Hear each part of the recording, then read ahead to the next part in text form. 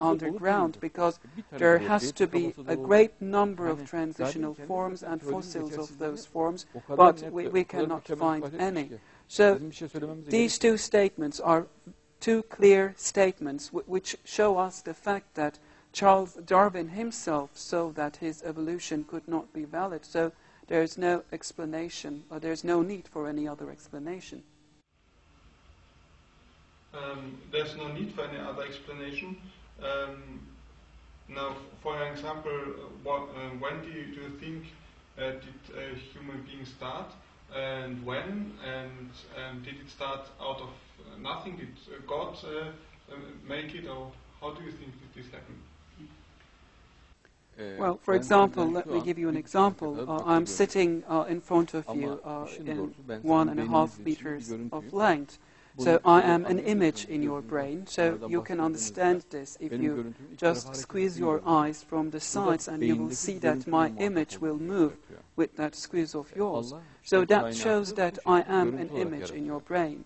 So we can talk about matter, the real matter, which really exists. But then you are interacting with the image of the matter we are talking about. So in our brain, which is complete darkness in itself, and as you know, in our brain there only resides a complete darkness, we can perceive images in the outside world through small electric currents. So these electric currents are turned into images in our brain. So this is achieved by Allah Himself. You, for example, are aware of the fact that you are seeing me and you are sitting in a spacious room.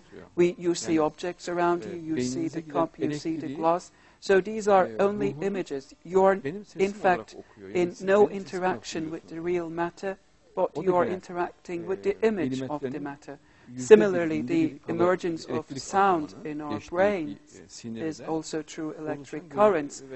They are very, very weak electric currents which are turned into images or sounds through our nerves in our brain. So this is something metaphysical, and you cannot explain this through Darwinism or with any other theory. So you have to accept this very important fact, and this proves that God is in between.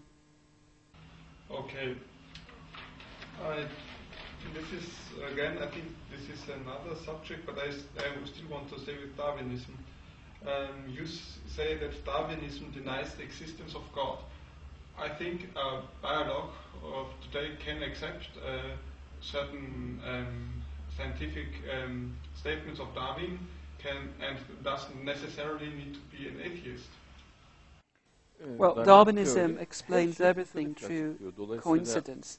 On the other hand, we cannot explain everything through coincidence. So Darwin very clearly rejects the existence of Allah. He says that everything came from a bulk of mud, and through that mud cells of proteins emerged, and those cells came together and they turned into beings, into species, and arms and legs emerged, so we came to human beings, again through coincidence, and these human beings have formed a civilization, and they built cities like Paris and London. So Darwin explains the current things through the concept of coincidence. On the other hand, this is a very clear statement and proof that Darwin very clearly rejects the existence of Allah. But God doesn't appear in any of the nature sciences simply because of the fact, because they look at reality only at a certain point of view. Like physics looks at things happening in space and time, biology about everything which is vivid, but only a certain aspect of reality and not reality as a whole.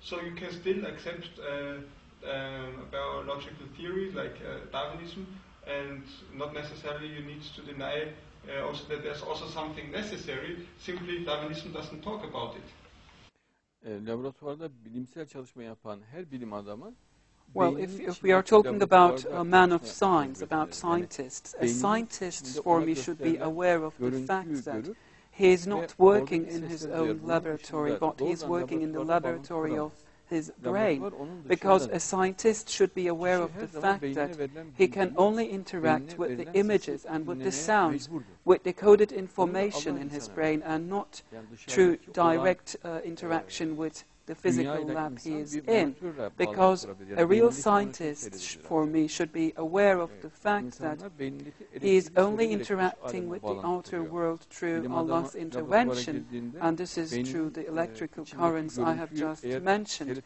because we are interacting with the world and ourselves through a monitor. So a scientist, in the first place, should be aware of this very fact. You said it's a basic scientific fact that Darwinism is a source of all evil ideologies in the 20th century. So maybe Hitler and Mussolini did also misunderstand Darwin. The fact that they refer themselves to him doesn't necessarily mean that what they say is based on Darwinism. As we know, for Hitler, for example, he took up many different things, not only things of Darwin.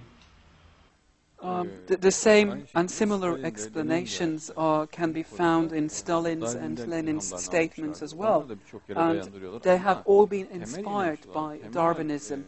Of course, there are other ideologies which inspired them, but when you look at the essence of their ideology, essentially speaking, their initial inspirement belongs to that of Darwin, because their common point is that they all reject Allah, and they all think that on this earth the powerful will just defeat the weak, so that dichotomy between the weak and the powerful is very strong in their ideologies, and it is also very clear in the books they have written.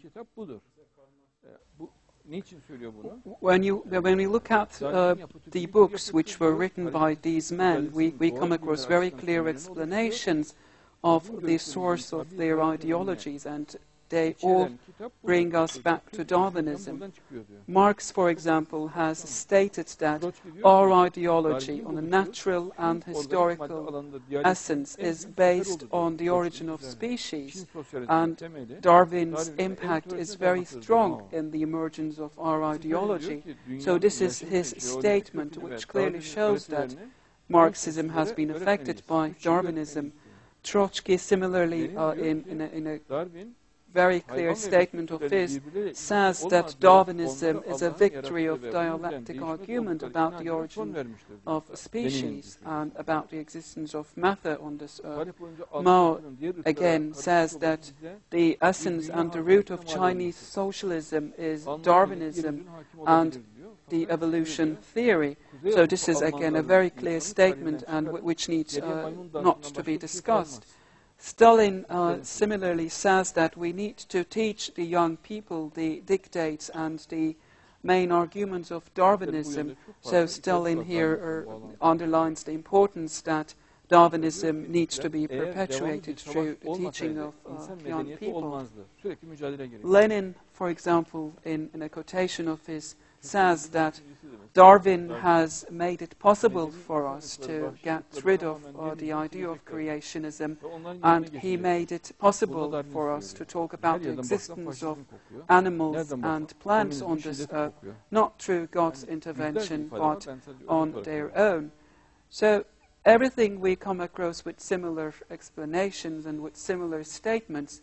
Hitler, for example, in several instances, has made statements which show up that he has been greatly affected by Darwinism.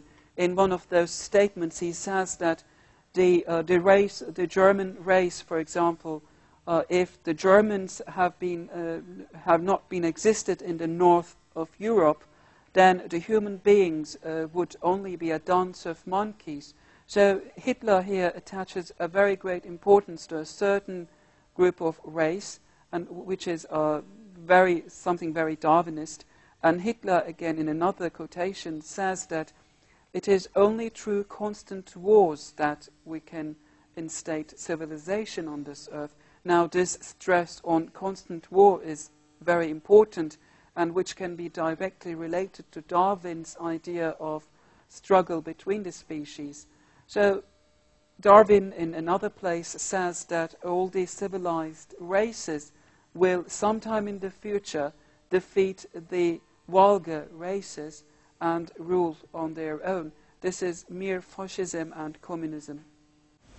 So nowadays, especially since the 11th of September, we are facing several terrorist attacks, and these terrorists, I'm talking about Osama bin Laden and others, justified